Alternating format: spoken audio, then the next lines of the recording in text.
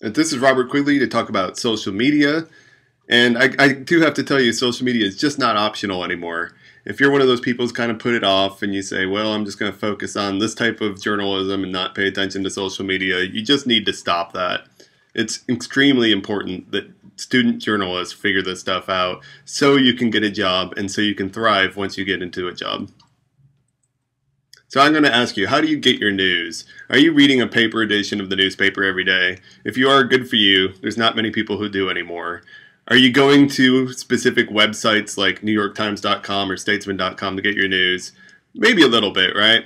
But I'll bet you get more news than you even think you do through social media. Even if you don't follow news organization accounts, you probably have friends who are sharing stories, and you're probably finding out about breaking news right through Twitter itself. At least I am. And a lot of people are. It's not just me. This is the most recent data from the Pew Research Center that shows that overall, the population is definitely getting their news from social networks. And it's going up every single year, and it's especially high for the younger generation. So that's who we are going to have as our audience in the future. So now is the time to start reaching them. So why care about social media? Well, it is great for branding. And I know that seems weird because in the past, journalists would not only not have to worry about marketing or branding, but they would want to have a wall of separation and not have to learn about it whatsoever. However, today the wall has come down quite a bit. You can brand yourself as a student. You can make your presence much more known to future employers. And eventually, when you're a working journalist, you can make your brand an important part of what makes the audience closer to your work and to your content. And it is a great journalistic tool. In fact, I think it's the best journalistic tool to come down in my career, and I was in journalism for 16 years. I really think it's changed the game. There are now ways that you can not only reach the audience easier, you can get information easier, you can get sources easier, you can tell more complete stories than we've ever been able to tell before because of social media. And it can drive traffic to your site. Now, this is something that I think some people overemphasize. It shouldn't be all about driving traffic to your site. If the point of having things out there is just to pump link after link at people, hoping they'll click on your links, you're doing it wrong. You really should care about that branding and the journalistic tool aspect of it first, and then the traffic will come. It really is great as a student. If you are trying to separate yourself from the pack, which you probably should be trying to do, if you have a really good social media presence, and by that I mean one that is sharing interesting news, interacting with people, and being kind of personable and interesting, then employers will see that and they'll think that you can come help them out in their newsroom. And it's free. That's why you should care. It's free. There's not very many tools that come down that are so great and free. Anybody can do it. Okay, speaking of branding, here's a really good example. So Nicholas Kristof is a columnist for the New York Times. He's a two-time Pulitzer Prize winner. He is at the very top of his game. There's no reason he has to use social media as far as I'm concerned. He could just skate by for the rest of his career writing really great columns and not have to worry about it. However, he understands the value of it. And you can see this is his Facebook page, and he has 628,000 people following him on his Facebook page. But not only that, not only does he have a lot of people paying attention to him, but he pays attention to them. And you can see just from that first post right there at the top, where he says, please spread the word about this issue. He often says things like, what are your thoughts on this? What should I do? If I'm going to Kenya, where do you want me to go? What do you want me to report on? And then he takes your suggestions and actually writes them into his column. How great is that? And what that does is that brings the audience closer to him and makes the following much more loyal to his work and to his content. As far as a journalistic tool, I think this has been talked about over and over in the media, but it really is a great one. It is a way to share information, to find information.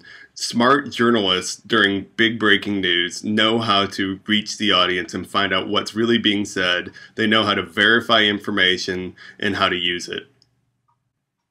Okay, so driving traffic, as I said, is not the main reason you should be using social media, but it is a growing part of any news organization's drives and goals. And you can see this graphic right here shows that social media is driving a significant portion of traffic to their sites. Washington Post has almost 10% of their traffic coming just from social media. this number would be much, much higher during breaking news. But on a day-to-day basis, Facebook's driving just under 4% of their traffic. Twitter's driving quite a bit. Reddit's driving quite a bit. StumbleUpon's driving quite a bit. And then the other, I would guess, includes Pinterest and Tumblr and some of the other smaller social media sites that are also driving traffic and growing. All right, so how do you do it? Well, there's no tricks to it. There's no black hat way of doing it. It's all about doing it right. And so doing it right to me is being interactive. After all, it is social media. If you're just pumping out headlines and hoping people just follow you and click on all those links, you're doing it wrong. You have to be interactive with the crowd. You should be yourself. I'm kind of against having a company account of your social media. So instead of Robert Quigley Statesman, I was just Rob Quig. And so people knew they could follow me, and I'm a real person, and I'm myself on there, and I talk about my kids, and I talk about where I went to eat, but I also talk about news and flooding and forest fires and everything else. So I mix basically my personal life with news. It makes me more interesting to follow. And so I really believe that you should be yourself on social media, because that's how everybody else is using it. And you should use these platforms the way everyone else does. If we're just trying to fit it into our box of how journalists have traditionally presented news, then we're missing an opportunity. You could share others' work. I think that's a good thing to do. So if I were running a company account, I would want to share even my competition stuff. If I'm a reporter, I might share the reporter that I'm trying to beat, but they got something before me. That's fine. Share their work. It's just a good chance to be the one-stop shop for information when people follow you. You should follow and friend good people and organizations as a journalist. This could be a really good source of news for you, but you need to follow the right people and follow good news organizations so that you are on top of things, you can see what's going on. When I was at the Statesman, a lot of times I would ask reporters to get more social. They would be kind of uncomfortable with it, and I would tell them, well, why don't you just set up the accounts and use it to monitor things? And I'd help them get it set up in a certain way with Twitter lists and with following the right Facebook accounts and that kind of thing. And they would come back to me weeks later and say, wow, this is the best thing ever. I'm finding out what's going on in town way before everybody else does. So you should do that too. And you should be an avid consumer of content.